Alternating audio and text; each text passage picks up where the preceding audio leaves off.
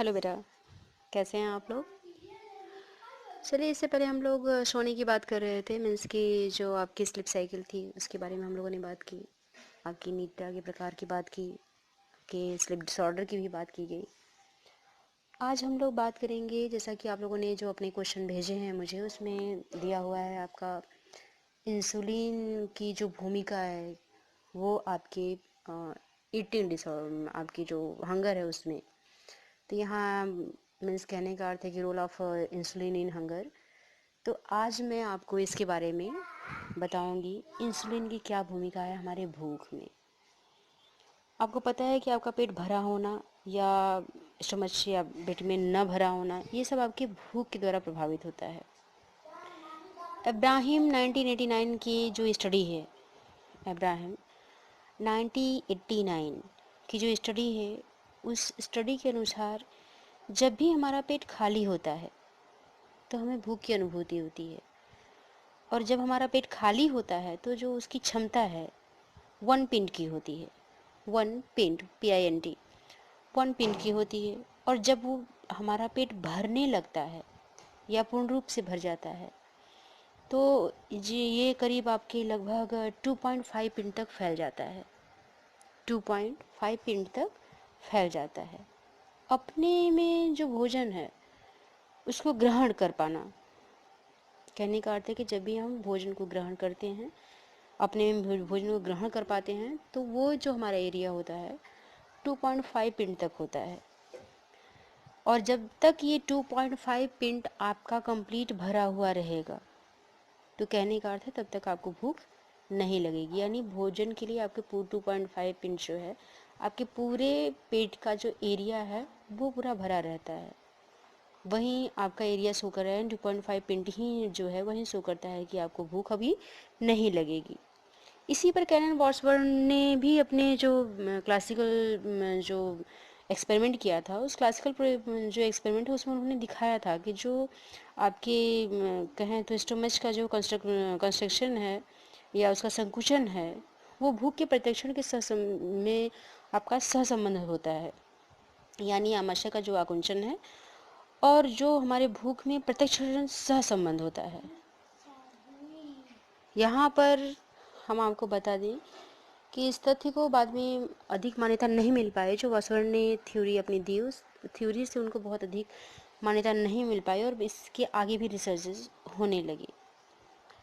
तो यहाँ जो आपका मस्तिष्क है उसको जब ये सूचना मिलती है, बात हम लोग इंसुलिन की ही कर रहे थे, तो यहाँ जब मस्तिष्क को ये सूचना मिलती है कि आपके ब्लड में जो शुगर लेवल है वो कम हो गया, ब्लड में जो आपके शुगर लेवल है वो कम हो गया है, तो इससे भूख का अनुभव व्यक्ति को होना शुरू हो जाता है।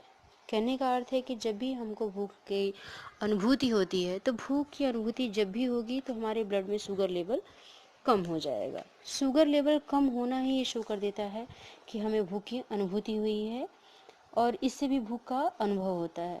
इसको सामान्य रूप से अगर आप किसी डायबिटिक पेशेंट को देखें तो जो डायबिटिक पेशेंट है वो अपना फास्टिंग भी टेस्ट कराएगा, फूडिंग भी टेस्ट कराता है। तो फास्टिंग में जो टेस्टिंग की जाती है वहाँ पे आपका जो शुगर लेवल है वो कम शो करता है, जबकि फूडिंग के बाद शुगर लेवल बढ़ जाता है। तो यहाँ कहने का अर्थ है कि उस समय आपके इंसुलिन का जो सिक्रेशन होता है वो आपका कम ही होता होगा, यानी ब्लड में शुगर लेवल की मात्रा कम हो जाती होगी। तो यहाँ कहने का अर्थ है कि जब भी हमको भूख की अनुभूति होती है तब हमारे ब्लड का शुगर लेवल कम होने लगता है या उसका स्तर काफ़ी गिर जाता है, तो हमें भूख की अनुभूति होती है और ये सूचना हमारे मस्तिष्क को जाती है। रोडिन की अगर मैं बात करूँ, रोडिन 1985 की, तो उन्होंने एक स्टडी किया। रोडिन ने 1985 ने एक स्टडी किया और अपनी स्टडी में उन्होंने यह स्पष्ट कर दिया कि शरीर में जो इंसुलिन का लेवल है, शरीर में जो आपके इंसुलिन का लेवल है उसके बढ़ने से भूख में वृद्धि होती है। यानी इंसुलिन का सिक्रेशन जितना अधिक होगा उतनी ही ज़्यादा हमें भूख की अनुभूति होगी और व्यक्ति में मीठा भोजन करने की इच्छा बढ़ती जाएगी। यानी इंसुलिन का सिक्रेशन जैसे ही बढ़ता है वैसे ही भूख में वृद्धि होगी और व्यक्ति कुछ मीठा खाने के लिए ललायित होगा। इससे पहले मैंने आप लोगों से बात की थी स्पेसिफिक हंगर की। मैंने कहा था कि शरीर को जिस भोज्य पदार्थ की एक खास आवश्यकता होती है, व्यक्ति उस भोज्य पदार्थ को ज़्यादा लेना चाहता है या खाने में उसको ज़्यादा अच्छा लगता है। इसी को कहा गया है आपका विशिष्ट भूख या स्पेसिफिक हंगर। तो यहाँ भी वही चीज़ें हैं आपकी कि जब भी हमको भूख बहुत लगती है, बहुत ज़्यादा भूख की अनुभूति हो रही है, तो यहाँ इंसुलिन का जो लेवल है वो बढ़ जाता है। इंसुलिन का लेवल बढ़ने से क्या होता है कि हमारे ब्लड का जो शुगर लेवल है वो डाउन होने लगता है। इंसुलिन बढ़ेगा तो जाहिर सी बात है कि शुगर लेवल आपका डाउन होगा। तो इंसुलिन का बढ़ना और शुगर लेवल का डाउन होना दोनों आपका शो करने लगेगा कि आपको बार बार भूख की अनुभूति हो रही है। और ऐसी स्थिति में जो व्यक्ति है वो खास तौर से मीठा भोजन ज़्यादा करता है। तो यहाँ कहने का अर्थ है कि जब भी इंसुलिन का सिक्रेशन बढ़ेगा, हमारे ब्लड में शुगर लेवल की मात्रा आपकी कम हो जाएगी। तो शुगर लेवल का कम होना ही हमारी भूख की अनुभूति को बढ़ाता है, हमको भूख की अनुभूति वहाँ पर अधिक होने लगेगी। इसी आधार पे आपके फ्लड 1990 उन्होंने जो स्टडी किया, उन्होंने अपनी स्टडी से ये स्पष्ट कर दिया कि भोजन पचने के दौरान, जब भी हम लोग भोजन करते हैं और भोजन का हमारे पाचन होता है, तो भोजन पचने के दौरान आपके गेस्ट्रो इंटेस्टाइल जो है उसमें आपके कुछ खास बोले तो जो एलिमेंट्स हैं वो निकलने लगते हैं। जो आपका गैस्ट्रो इंटेस्टाइल ट्रैक्ट है, तो गैस्ट्रो इंटेस्टाइल ट्रैक्ट आपके जो है कुछ खास प्रकार के जो एलिमेंट्स होते हैं, जो तत्व होते हैं, उसको सिक्रेट करने लगते हैं। वो जो तत्व आपका निकलता है वो सीधे जाकर के आपके ब्लड में मिलता है। जब ब्लड में ये मिल जाता है, आपका गैस्ट्रो इंटेस्टाइल जो ट्रैक्ट है उससे जो तत्व निकलता है वो आपके ब्लड में जब जाकर के मिल जाता है, तो वास्तव में एक तुष्टि का केंद्र के रूप में कार्य करता है। कहने का अर्थ है कि वो अब सेफ्टी सेंटर हो गया आपका। यानी पहले तो हमारे ब्लड में शुगर लेवल डाउन हुआ, इंसुलिन का सिक्रेशन स्टार्ट हुआ। इंसुलिन का जैसे ही सिक्रेशन बढ़ा, तो जाहिर सी बात है कि इंसुलिन के लेवल में जब बढ़ोतरी होगी तो शुगर लेवल आपका डाउन होगा। शुगर लेवल जैसे ही डाउन होता है, इंसुलिन का सिक्रेशन बढ़ता है। वैसी स्थिति में हमको भूख की अनुभूति हो रही है। भोजन मैंने किया और भोजन पचने के दौरान जब भी डाइजेशन हो रहा है, तो डाइजेशन के दौरान जो गैस्ट्रोइंटेस्टाइनल ट्रैक्ट है उससे आपका कुछ खास तत्व निकलने लगता है। ये जो खास तत्व निकलता है वो जाकर करके सीधे आपके ब्लड में मिल जाता है।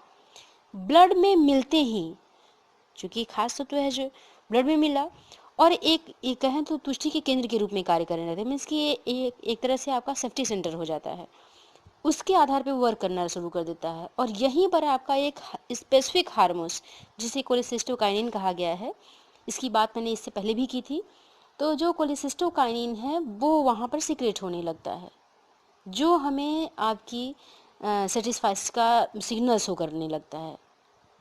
ठीक है, तो यहाँ हम सेटिस्फाइज हो गए, हमको भूख नहीं लगी है, अब हमारी भूख की अनुभूति पूरी हो गई है, हम भोजन कर चुके हैं। कहने का अर्थ है कि एक तरह से आपका तुष्टि मिलती है, संतुष्टि मिलती है। तो संतुष्टि के संकेत के रूप में आपका कोलेसिस्टोकाइनिन जो है वो कार्य करने लगता है। और जो व्यक्ति भोजन कर चुका है या भोजन करते समय भोजन की जो मात्रा है उसको सीमित कर देता है, यानी कहने का अर्थ है कि जब भी वो भोजन कर रहा है और कोलेसिस्टोकाइनिन से आपके जो इंस्टेंटाइल से आपके ये हार्मोन्स निकलता है कोलेसिस्टोकाइनिन, ये जैसे ही सिक्रेट करना शुरू कर देता है तो हमें भोजन से तुष्टि की अनुभूति होने लगती है। जब हमें भोजन से संतुष्टि की अनुभूति होने लगती है तो जो व्यक्ति भोजन कर रहा है जिसमें ऐसे हार्मोन्स के सिक्रेशन हो रहे हैं, ऐसे हार्मोन्स के सिक्रेशन होते ही व्यक्ति जो है भोजन की मात्रा धीरे धीरे धीरे धीरे कम कर देगा या भोजन बंद कर देता है। कहने का अर्थ है कि इस समय वो संतुष्ट हो चुका है, अब उसे भोजन की आवश्यकता नहीं है।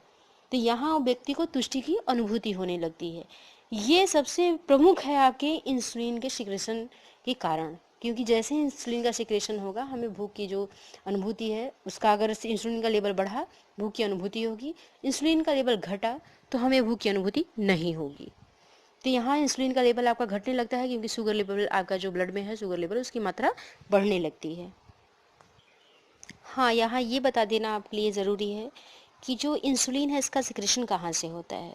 तो हम आपको बता दें कि पेनक्रियाज ग्लैंड जो है हमारी बॉडी में, पेनक्रियाज ग्लैंड जो है वो हमारी उदर गुहा में ही होती है। यानी कहने का अर्थ है कि ये जो ग्रंथि है आपकी, मानव के उदर गुहा में ही आमाशय के पीछे लगभग 20 सेंटीमीटर हल्की गुलाबी रंग की जो है चपटी ग्रंथि होती है।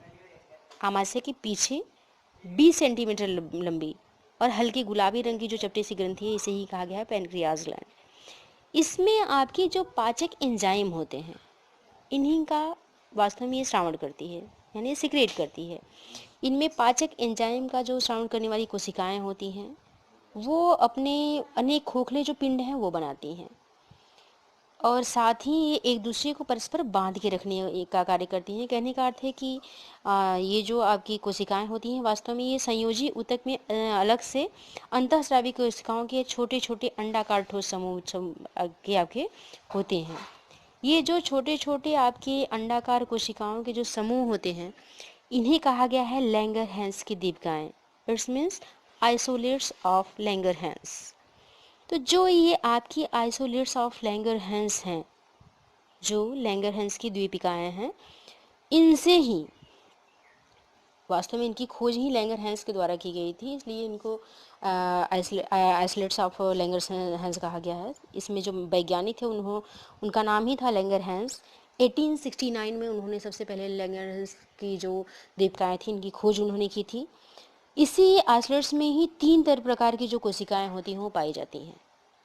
जो आपके आइसोलेट्स ऑफ लैंगरहैंस हैं, इसमें 3 प्रकार की आपकी कोशिकाएं पाई जाती हैं। इसमें पहली कोशिका होती है आपकी बीटा सेल। जो आपकी आइसोलेट्स ऑफ लैंगरहैंस हैं, इसमें 60% आपकी जो बीटा कोशिकाएं होती हैं, बीटा सेल्स जो होते हैं वो पाए जाते हैं।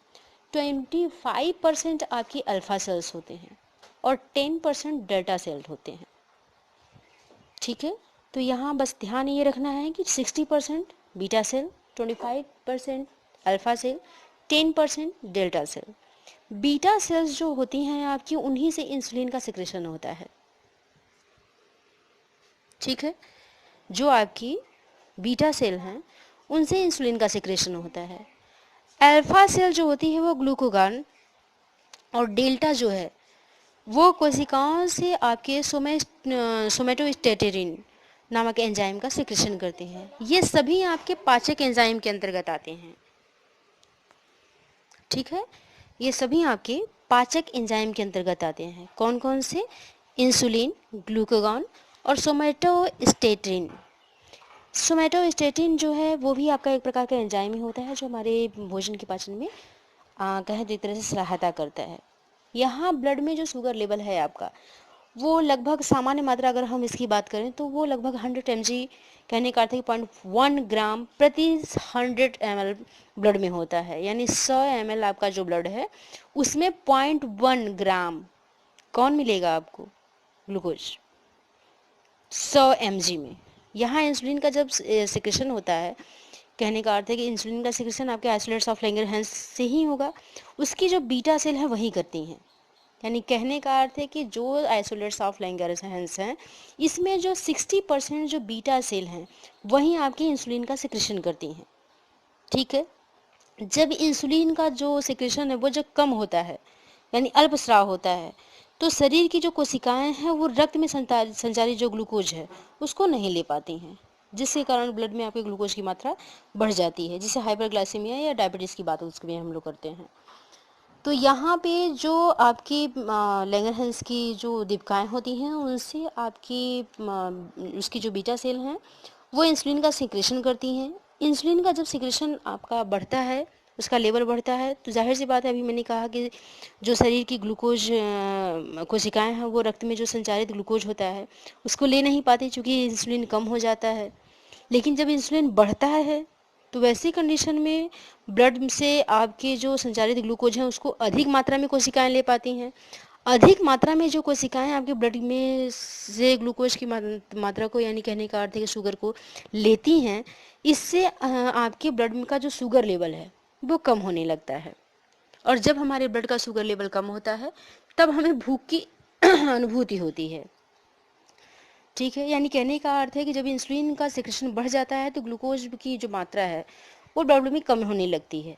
और ये जो सिचुएशन होती है उसमें स्पेसिफिक अगर हम नर्वस सिस्टम की बात करें, तो जो नर्वस सिस्टम में स्पेसिफिक आपकी तंत्रिका कोशिकाएं होती हैं, यानी न्यूरॉन्स की बात यहाँ पे करें, तो तंत्रिका जो कोशिका है वो नेत्रों की जो रेटिना होती है, जिसमें जनरल एपिथीलियम की मैं बात करूंगी, ये कोशिकाएं ऊर्जा के लिए ग्लूकोज का उपयोग जो है वो करती हैं। जब शरीर में ग्लूकोज की कमी होने लगती है तो ये आपकी सूचना है मस्तिष्क की कोशिकाओं में पहुंचने लगती है, और जब ये सूचनाएं वहां पहुंचती हैं तो उत्तेजना अत्यधिक होगी, और अत्यधिक उत्तेजना से व्यक्ति के अंदर थकावट, घबराहट या कभी कभी ऐंठन जैसी स्थिति आ जाती है।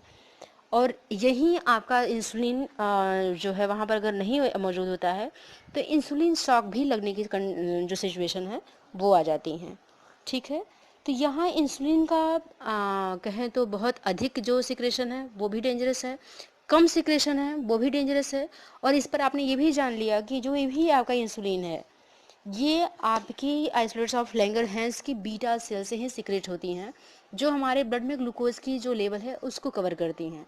ब्लड का जो शुगर लेवल है या ग्लूकोज का जो लेवल है यही आपकी भूख की अनुभूति के लिए मूल रूप से कारक होता है।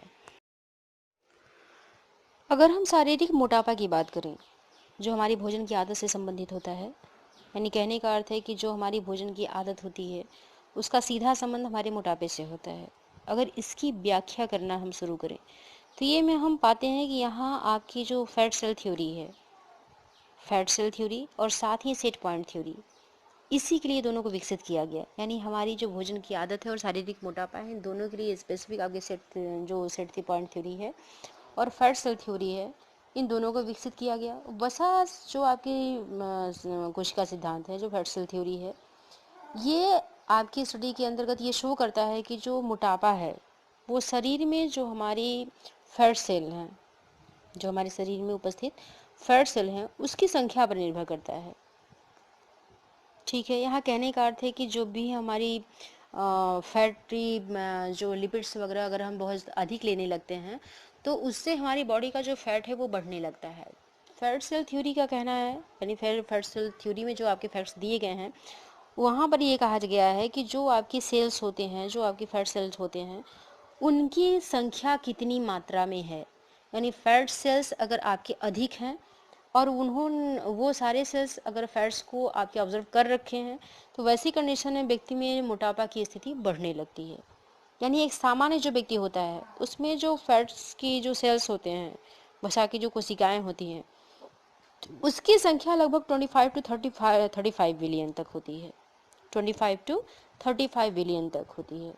लेकिन जिनका मोटापा सामान्य से 2 गुना है तो वहाँ पर क्या होगा, उनमें जो आपकी फैट सेल्स होती हैं वो 100 टू 125 तक आपकी बढ़ जाती हैं। कहने का अर्थ है कि जब भी व्यक्ति सामान्य रूप से मोटा है, ना बहुत अधिक मोटा है ना बहुत अधिक पतला है, सामान्य है, तो उसमें जो आपके फैट सेल होते हैं वो 25 टू 35 बिलियन तक होते हैं। लेकिन जो व्यक्ति सामान्य से अधिक मोटा है या दुगना मोटा है तो ऐसे जो पर्सन होते हैं उसमें जो आपकी फैट सेल होते हैं या वसा की जो कोशिकाएं होती हैं उनकी संख्या बढ़ जाती है, और उनकी संख्या बढ़ करके आपकी 100 टू 125, 100 से 125 बिलियन तक हो जाती है। ऐसा आपकी फैट सेल थ्योरी में की स्टडी में मिला। नेक्स्ट अगर मैं बात करूँ ग्रीनर की, तो ग्रीनर 1982 ने एक रिसर्च किया और अपने रिसर्च में उन्होंने देखा कि जो उनकी रिसर्च में आया कि आपकी जो जीन्स होते हैं, जो जीन्स की संख्या होती है, तो वो और खाने की जो आदत है ये दोनों कहें तो कोरिलेट्स हैं। कहने का अर्थ है कि जो व्यक्ति की खाने की आदत होती है और जो उसके जीन्स हैं, इन दोनों के बीच में एक तरह का कोरिलेशन होता है। यानी जो ईटिंग हैबिट्स है पर्सन मैक्सिमम जीन्स के द्वारा अपने पेरेंट्स से या अपने परिवार से अडॉप्ट करता है। तो ये दोनों ही आपके निर्धारित करते हैं, जो जीन्स है और जो खाने की आदत है दोनों ही आपके मोटापा को निर्धारित करती हैं।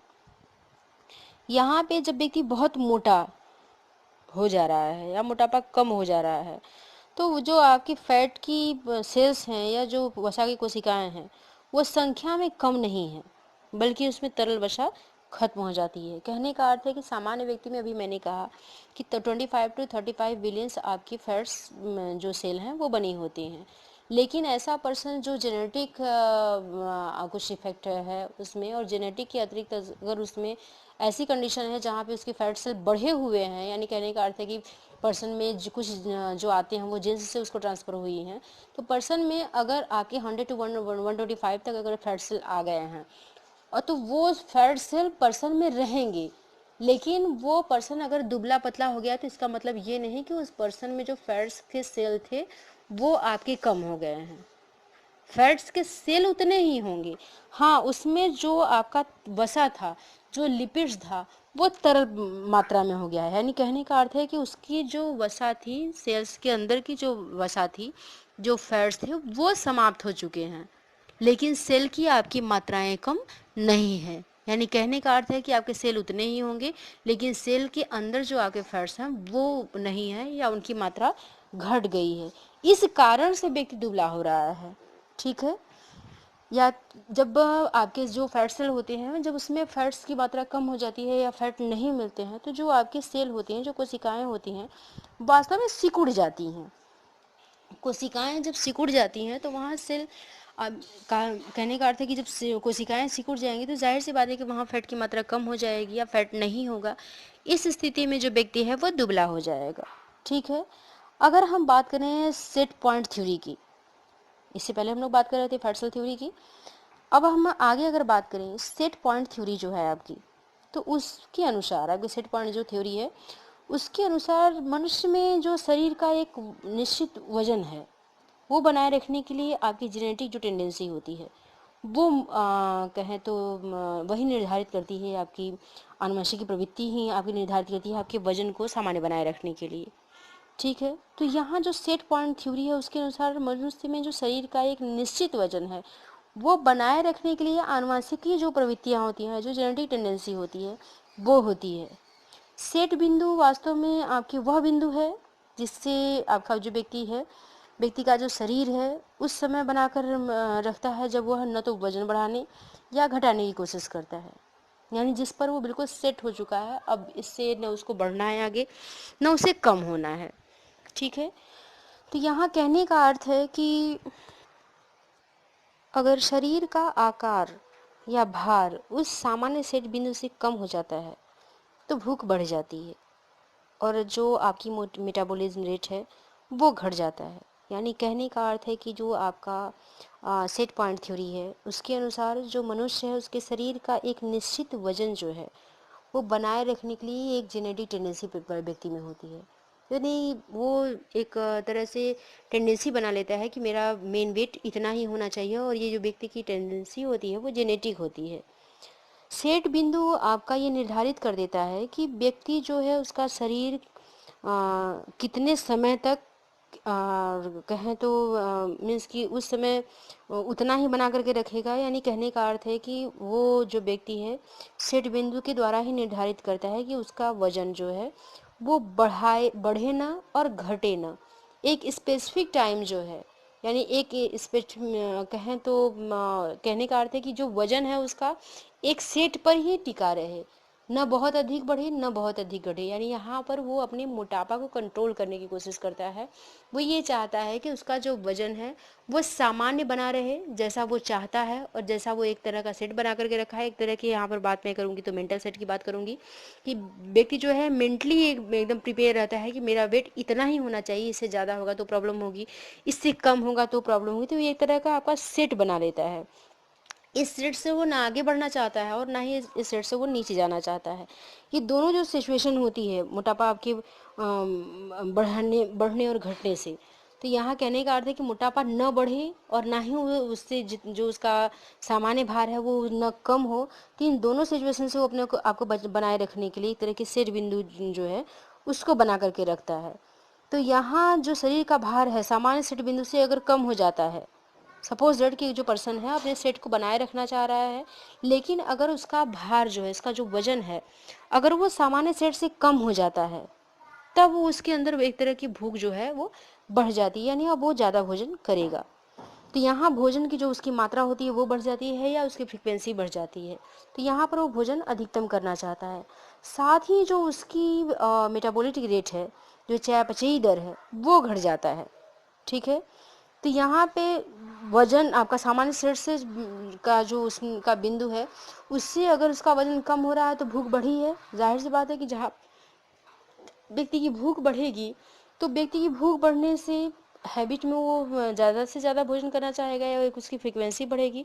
इस कंडीशन में जो उसका भूख बढ़ने से उसका जो मोटापा है, जो सामान्य सेट बिंदु था उसके बराबर वो हो जाएगा। कहने का अर्थ है कि सामान्य सेट बिंदु से जब व्यक्ति का वजन गिरने लगता है तो उसमें एक तरह की भूख बढ़ जाती है। लगातार अपनी भूख बढ़ने के कारण व्यक्ति भोजन करेगा और एक तरह से भोजन को अपनी आदत में शामिल कर लेगा। जब उसका वजन सामान्य सेट के अनुकूल हो जाएगा तो फिर उसकी जो भूख है वो सामान्य हो जाएगी और यहाँ उसकी जो चयापचयी दर है वो घट जाता है।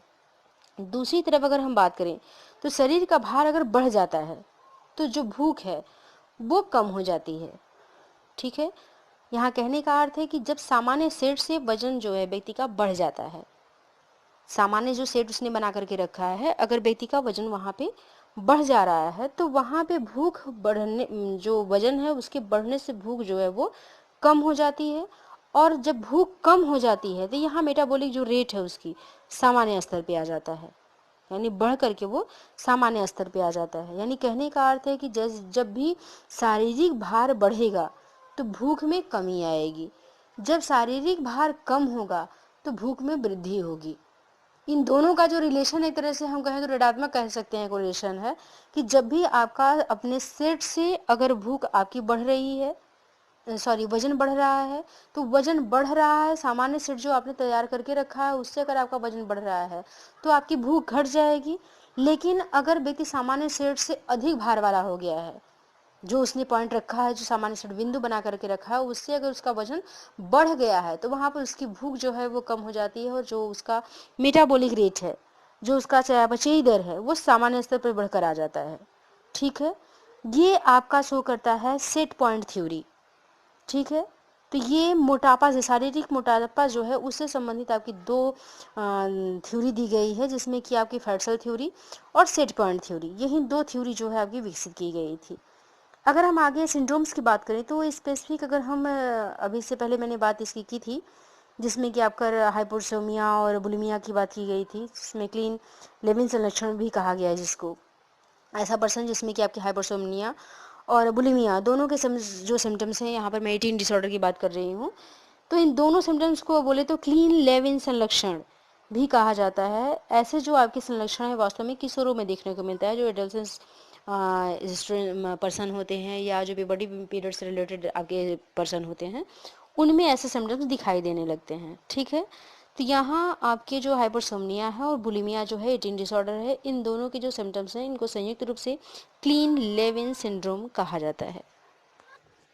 अब अगर हम लीवर की बात करें तो लीवर जो है हमारी भूख और तृप्ति के लिए जो अनुभव उत्पन्न होते हैं उसको उत्पन्न करने वाले जो संकेत होते हैं मैक्सिमम हमारे लीवर से ही मिलता है। यानी भूख और जो तृप्ति होती है, उन दोनों की जो अनुभूति होती है व्यक्ति को, वो उसके संकेत जो होते हैं वास्तव में आपके लीवर से ही उत्पन्न होते हैं।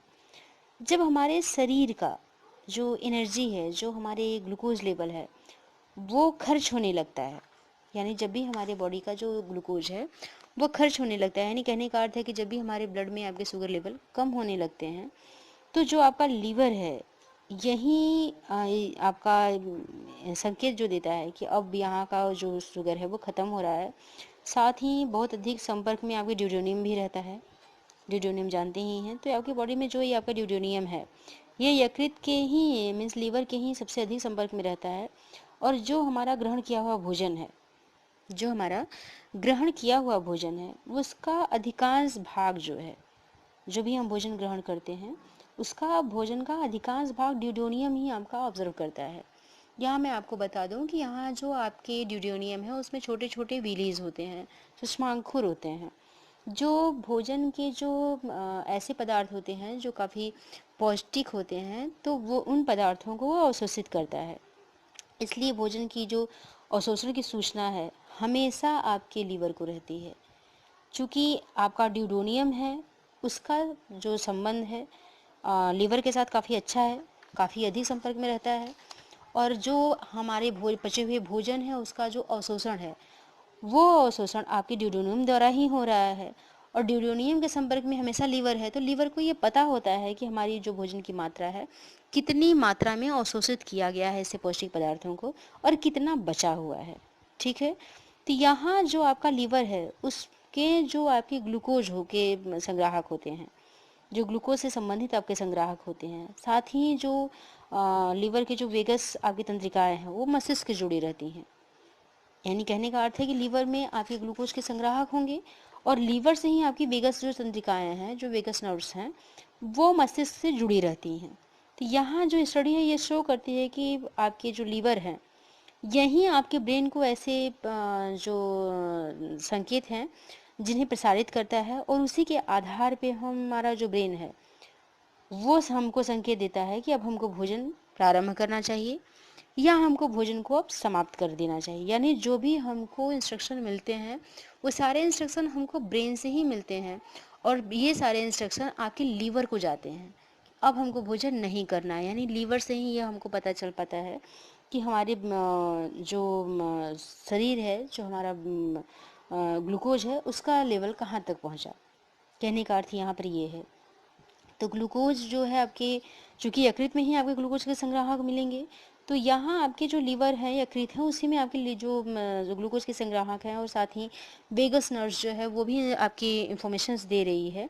तो यहाँ वेगस नर्व्स जो आपकी इंफॉर्मेशन दे रही हैं, ये नर्व्स आपकी ब्रेन से जुड़ी हुई है, और ब्रेन ही आपकी तृप्ति की अनुभूति। इससे पहले मैंने जब सेंट्रल नर्वस सिस्टम की बात की थी तो मैंने आपसे कहा था कि ये जो आपका लेटरल हाइपोथैलेमस और वेंट्रल मीडियल हाइपोथैलेमस है, मूल रूप से आपकी तृप्ति और भूख के केंद्र के रूप में जानी जाती है। तो ऐसे जो आपके संकेत होते हैं वो मस्तिष्क से ही हमको प्राप्त होते हैं कि अब हमको भोजन करना चाहिए या नहीं करना चाहिए। ये जो हमारी भोजन की क्रिया है उसकी अगर हम संचालन की बात करें, तो भोजन की क्रिया में जो संचालन होता है वो वास्तव में लीवर के आपके जो महत्व है उससे संबंध रखता है। यानी कहने का अर्थ है कि भोजन की क्रिया के संचालन में जो हमारा लीवर है उसके महत्व के संबंध में आपके कुछ प्राथमिक प्रमाण भी मिले हैं, जिससे कि हमको तृप्ति उत्पन्न होती है या तृप्ति उत्पन्न वाले जो फैक्टर्स हैं वो उनकी स्टडी उसी के आधार पे की जाती है। यानी यहाँ पर जो हमारा लीवर है वो हमारे भोजन के संचालन की जो क्रिया है उसको बोले तो उसका नियमन करता है एक तरह से। अगर हम भूखे जो हमारे प्राणी हैं, ऐसे प्राणी जो भूखे हुए हैं, तो अगर हम उनकी उदर गुहा में अगर हम ग्लूकोज की इंजेक्शन लगाते हैं तो यहाँ उससे हमको तृप्ति की अनुभूति मिलती है। कहीं ऐसा प्राणी जिसके उदर गुहा में आपकी ग्लूकोज की घोल की अगर सुई लगा दें, क्योंकि ग्लूकोज, अभी मैंने कहा कि ब्लड में हमारी जो शुगर लेवल है वही हमारी भूख की अनुभूति के लिए मुख्य रूप से उत्तरदायी होता है। तो यहाँ अगर जो इंजेक्शन लगाए गए हैं, अगर हम ग्लूकोज की जो इंजेक्शन है उसको हम उदर गुहा में लगाते हैं तो जो प्राणी है उसको तृप्ति मिल जाती है। लेकिन जब यही इंजेक्शंस, यानी कहने का अर्थ है कि यही जो ग्लूकोज का घोल है उसका इंजेक्शन उदर गुहा के स्थान की जगह हम उसके शिरा में लगा देते हैं, तो शिरा में जैसे ही ऐसे इंजेक्शन लगाते हैं तो तभी तृप्ति मिलती है। यानी लेकिन यहाँ पर ध्यान ये रखना है कि आपकी जो शिरा में इंजेक्शन लगाए जा रहे हैं वो ग्लूकोज जो है और मस्तिष्क तक जल्दी पहुँच जाता है, जबकि उदर गुहा में जब हम इंजेक्शन लगाते हैं ग्लूकोज का तो यहाँ वो जो आपके इंजेक्शन लगाने के बाद जो ग्लूकोज है वो हमारे मस्तिष्क में देर से पहुँचता है। अब आप कहेंगे ऐसा क्यों हो रहा है? ऐसा इसलिए हो रहा है क्योंकि जो सिरा में सुई लग रही है, जो इंजेक्शन लग रहा है, उसके लगने पर जो तृप्ति की अनुभूति हो वो तुरंत होना चाहिए, लेकिन ऐसा नहीं हो रहा है क्योंकि तृप्ति की जो अनुभव है वो आपके उदर गुहा में ग्लूकोज की इंजेक्शन लगाने पे ही शीघ्र हो रहा है, तुरंत हो रहा है। अब ये यहाँ पर कारण है कि आपका उदर गुहा में जो इंजेक्शन लग रहे हैं वो सीधे ग्लूकोज तक, यकृत तक पहुँचते हैं, यहाँ पे लीवर तक पहुँचते हैं। यानी कहने का अर्थ है कि जब आपके उदर गुहा में जब ग्लूकोज की घोल का इंजेक्शन लगाया जा रहा है तो वो ग्लूकोज सीधे सीधे आपके लीवर को मिल रहा है। ठीक है, लीवर पे जैसे ही ये तुरंत पहुँचता है, लीवर से, अभी मैंने कहा कि लीवर से आपके जो वेगस नर्व्स हैं वो सीधे मस्तिष्क से जुड़े होते हैं। तो लीवर से जो मस्तिष्क के जुड़े हुए आपके वेगस नर्व्स हैं वो सीधे आपके ब्रेन को ही आपके संकेत जो है प्रसारित कर देते हैं। जो नर्व्स हैं वही आपके ब्रेन को संकेत प्रसारित कर देते हैं, जिससे हमको तुरंत तृप्ति की अनुभूति होती है। लेकिन जो आपके ऐसे पार्ट हैं, कहने का अर्थ है कि जो शिरा है जिसमें इंजेक्शन लगाया गया, उससे तृप्ति की अनुभूति देर से होती है, क्योंकि ग्लूकोज की जो घोल है उसकी जो इंजेक्शन है वो आपकी शिरा में लगाने से ब्रेन को तुरंत उससे वैसे जो संकेत हैं वो प्रसारित नहीं हो पाते। यानी कहने का अर्थ है कि यहाँ पर जो लीवर है उससे संबंधित जो वेगस तंत्रिका है, जो वेगस नर्व्स है, ये सीधे प्रसारित करती है सूचनाओं को, जबकि शिरा सीधे प्रसारित नहीं कर पाती है। ठीक है, तो यहाँ जो आपकी यकृत है, यहाँ तो क्लियर हो गया कि यकृत हमारी जो इंजेक्शन है उसको लगाने से ऐसे जो परिणाम प्राप्त हो रहे हैं। ये जो सिद्धांत है इसका समर्थन भी किया गया है, क्योंकि भोजन की क्रिया को संचालित करने में वास्तव में आपके यकृत की ही भूमिका अधिकतम होती है। और जो अनेक प्रकार की स्टडी की गई, जो आपके एक्सपेरिमेंट किए गए, उस एक्सपेरिमेंट से भी यही आपके सुझाव मिले और जो परिणाम है वो प्राप्त हुए कि आपकी जो लीवर है वो वास्तव में आपके भोजन की क्रिया को संचालित करते हैं। ग्लूकोज के जो इंजेक्शन है वो किसी अन्य सिरा में लगाया जाए या उस सिरा में लगातार जो सीधे आपके लीवर पे जाती है, तो इन दोनों स्थितियों में तृप्ति की जो अनुभव है, अगर हम उसका कंपैरेटिव स्टडी करें तो वो सेपरेट मिले। कहने का अर्थ है कि जब एक रिसर्च किया गया जिसमें कि ग्लूकोज का जो इंजेक्शन है किसी दूसरी सिरा में नहीं लगाया गया, बल्कि उस सिरा में लगाया गया जो सीधे आपके लीवर में जाती है। ठीक है, तो ऐसी सिरा जो आपके सीधे लीवर में जाती है, उसी सिरा में आपके ग्लूकोज के जो इंजेक्शन थे वो लगा दिए गए। अब हुआ यूं कि आपके जो लीवर थे इसमें आपकी वो शिरा लगातार सीधे वहाँ पर पहुँच रही है। इन दोनों स्थितियों में जो तृप्ति की अनुभूति है, जब इसकी तुलनात्मक अध्ययन किया गया है, कंपैरेटिव स्टडी की गई, तो उसमें ये देखा गया कि जो आपके प्राणी थे उनमें जिनमें आपके यकृत को जाने वाली सिरा में आपके ग्लूकोज के इंजेक्शन लगाए गए थे, उसमें 45 से लेकर के 75 मिनट तक पूर्ण तृप्ति की आपकी उत्पन्न हुई। यहाँ ध्यान देना होगा आपको कि 22 घंटे से जो प्राणी भूखा था, जब उसके लीवर को जाने वाली जो सिरा है उसमें ग्लूकोज के इंजेक्शन लगाए गए, तो उसमें 45 से लेकर के 75 मिनट यानी 45 टू 75 मिनट्स तक पूर्ण तृप्ति हुई। और ये तृप्ति उसके अंदर पाई गई, जबकि अन्य सिरा में जो इंजेक्शन लगाए गए थे, यानी दूसरी सिरा में जो इंजेक्शन लगा था, उसका प्रभाव ये पड़ा कि तृप्ति की अनुभूति हुई ही नहीं। यहाँ कहने का अर्थ है कि जब हम उस सिरा में इंजेक्शन लगाए जो कहाँ पहुँच रहा है, आपके सीधे लीवर में पहुँच रहा है, और दूसरी सिरा जिसमें ग्लूकोज का इंजेक्शन लगाया गया वो सीधे आपके लीवर में नहीं पहुँचा। तो जो सीधे लीवर में नहीं पहुँचा है वहाँ पर तृप्ति की अनुभूति नहीं हो रही है, जबकि जो सिरा आपके सीधे लीवर में पहुँच रही है और जब उसमें ग्लूकोज के इंजेक्शन लगाए गए तो 45 से 75 मिनट के बीच में जो प्राणी है उसको पूर्ण रूप से तृप्ति की अनुभूति हो रही है। तो कहने का अर्थ है कि यहाँ फिर वही चीज़ें आपकी आ जाएंगी। इससे पहले जो रिसर्चेज हुए थे जिसमें ये कहा गया कि आपकी जो लीवर है वो आपके वेगस नर्व से, साथ ही ड्यूडेनियम से खास तौर से संबंधित होता है, और इस संबंध के कारण व्यक्ति को जो तृप्ति है उसकी अनुभूति जल्दी हो पाती है। ठीक है, तो यहाँ भूख और तृप्ति की जो दशाएं हैं, व्यक्ति को भूख लग रही है, भोजन कर रहा है और इसके बाद उसे तृप्ति की अनुभूति होती है।